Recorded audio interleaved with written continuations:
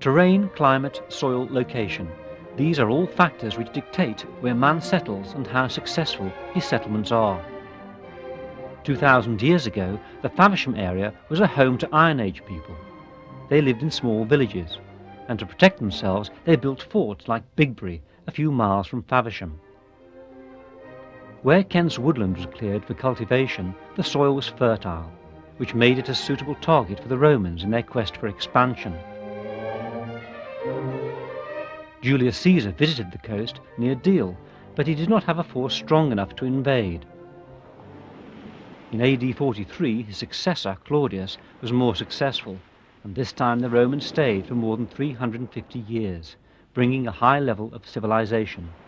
Trunk roads like the present A2 were constructed, and secondary routes to feed them. The cities of Canterbury and Rochester were built, and smaller towns between them, like Duralevum, the stronghold by the clear stream, thought to be Sindale, near present-day Ospringe. The soils on the coastal plain were rich and yielded generous crops, so luxury farmhouses, known as villas, were built to take advantage of the fertile countryside. There was a villa at the end of Abbey Street, and at Stone, alongside the A2, there was a Roman shrine. You can still see some of the material that was taken from the shrine and used in the building of an early church, which itself fell into disuse 400 years ago. The central section is part of the original Roman building. When the Roman Empire began to crumble 1600 years ago, Kent was left to its own devices. The Jutes arrived from the southern shores of the Baltic, first as Roman auxiliaries and then as invaders. Angles and Saxons settled in other parts of the country. The unity provided by the Romans was broken up into regional kingdoms, of which Kent was one. Faversham was established soon after the Romans left. The name is a hybrid from the Latin faber, as in our word fabricate, and ham, which is Jutish for home, home of the blacksmith. Towns and cities fell into decline. Canterbury and Faversham fared better than most because they served as command centres for the Jutish kings. There was a Jutish burial ground here, probably a royal one, known as King's Field. Many of the artefacts and jewellery found there in the 19th century are in the British Museum and are of superb design and workmanship. The town drew its main strength from the creek, which gave it easy, protected access to London and the continental markets. Soon peace was shattered by marauding Vikings from Scandinavia, who used the Isle of Sheppey opposite Faversham as a base from which to attack Kent and the rest of the country. To stand up to these intruders, a group of ports in Kent and Sussex, known as Cinque Ports, were given valuable privileges in return for providing the nation with a fleet to defend it. Faversham was an early recruit to this confederation, assisting Dover with ship service. Faversham prospered as never before. After the Norman conquest in 1066, it was one of the few towns to boast a Jewish community, a sure sign of commercial success, and in 1147 King Stephen chose it as the site for a new abbey. Monasteries in the Middle Ages provided the hub to economic success, and in Faversham the monks created a new town alongside the old, with a grand approach to the abbey as one long, wide street, now Court and Abbey streets.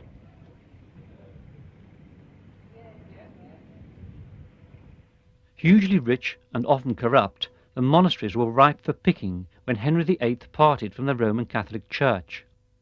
Faversham's abbey was forced to close in 1538, its wealth confiscated by the Crown.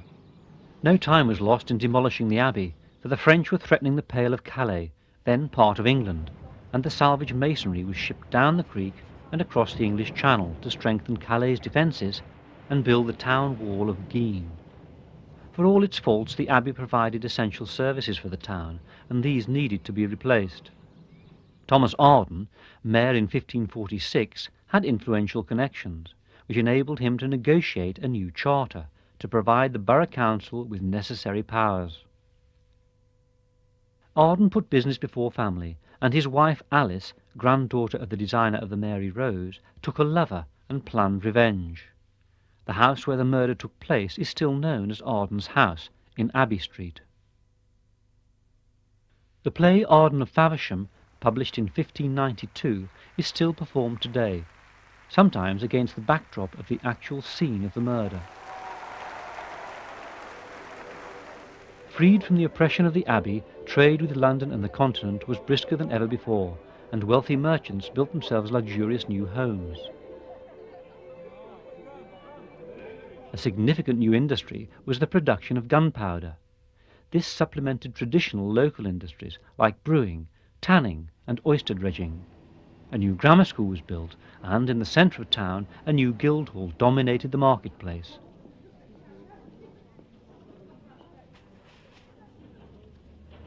In 1588 a ship was provided to help defeat the Spanish Armada.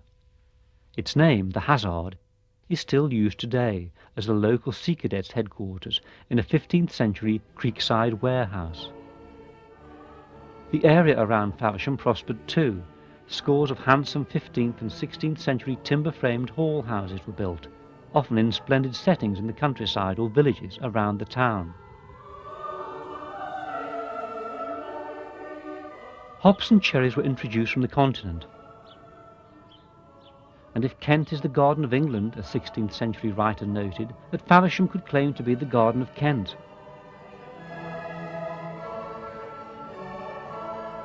The oldest club in England is the Faversham Farmers' Club, founded in 1727. The area has often served as a haven for refugees, Belgians seeking refuge during the Great War, Jewish children during the 1930s, and more recently Vietnamese families. The Huguenots, fleeing persecution in France, were encouraged to settle here in the 17th century. Their knowledge of gunpowder making rejuvenated the local industry. There were emigrants too, who made their mark overseas, among them John Ward, a Faversham seaman who built up a pirate fleet which dominated the Mediterranean. Bridgehampton on Long Island, New York, used to be called Faversham, in honour of the town the settlers had sailed from in the 1650s. A century later, John Montresor, a senior army officer in Britain's American colonies, returned the compliment by building a house just outside Faversham. The design was inspired by one of the Hudson Valley Dutch farmhouses. He named it New York, and it was the first building in Britain to be based on an American prototype. It serves as one of the lodges for Belmont, the Harris family mansion. It was the fourth Lord Harris who introduced Test cricket to Australia and then India. He captained England in the first Australian matches.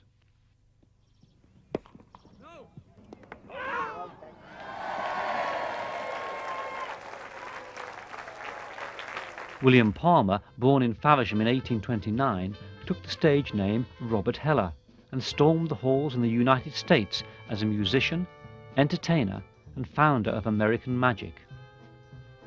Albert E. Smith, the son of a local greengrocer, and whose West Street house can still be seen, emigrated to New York in the 1890s and became one of the great Hollywood pioneers.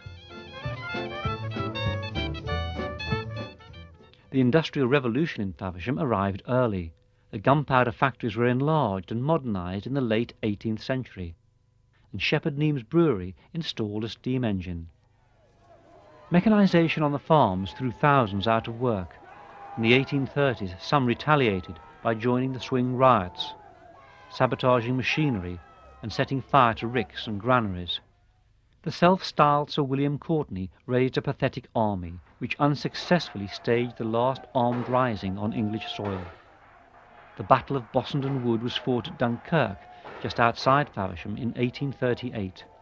Some who survived, like Thomas Mears and William Price, spent time in the horrific convict hulks before being permanently exiled.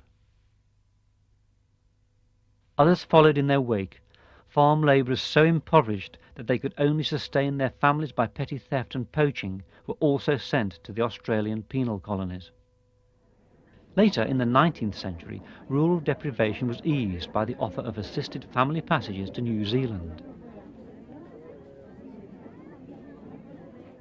Between 1850 and 1900, Faversham became a boom town. tripling its population. A new cut across Powder Monkey Bay shortened the tortuous passage up the creek.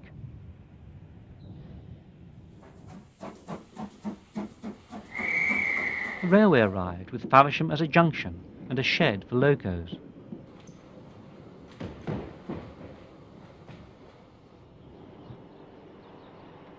The two breweries expanded, and a new factory was built to produce gun cotton, cordite and TNT, the new high explosive.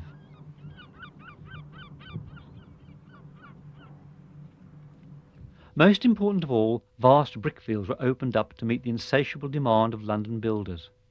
Billions of the yellow-brown London stock brick were made here, all by hand. Many went into high-profile structures, like the 3-mile-long railway viaduct built to link London with Greenwich in the late 1830s. Faversham bricks, delivered to the capital by barge, were to shape the look of Victorian London. Alongside this industrial prosperity, local benefactors funded social and cultural innovations. Henry Rate, a wealthy solicitor, left his entire fortune to Faversham. Fine new schools were built, this before the 1870 Education Act. In 1874, a cooperative society was formed, with headquarters that can still be seen in West Street. A park was provided on the outskirts of town, and a cottage hospital built. Separate groups of almshouses were consolidated into one grand complex.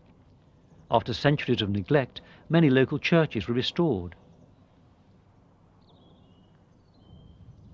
The Institute in East Street was the ideal venue for plays, exhibitions, and social and political events.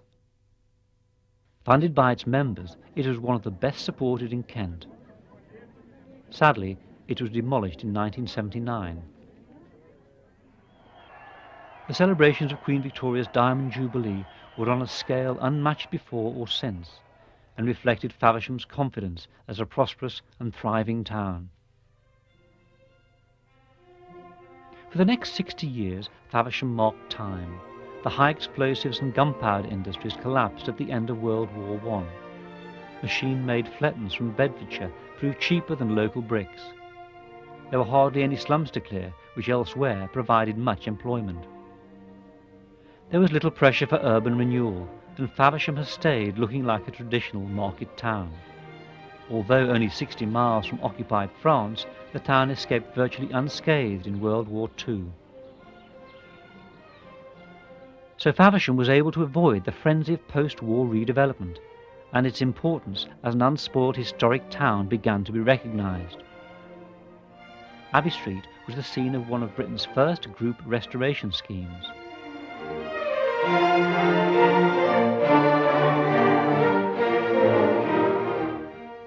Misguided plans for a destructive inner ring road were abandoned.